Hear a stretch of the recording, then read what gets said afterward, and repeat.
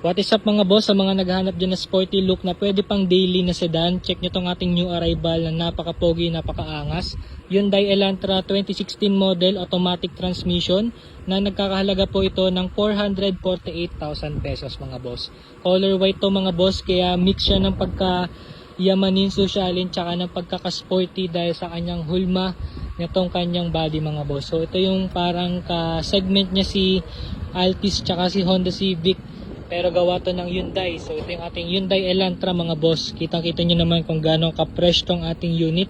Syempre hindi lang yung labas ang fresh, pati yung kanyang interior. Naka leather seats na rin siya.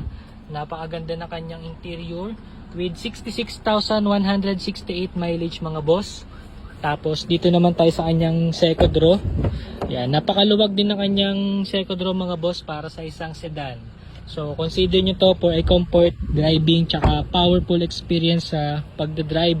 The best din tong ating Hyundai Elantra. So if interested kayo dito mga boss, open po reservation po tayo dito. Pwede po sa financing, pwede rin po ito sa trade-in.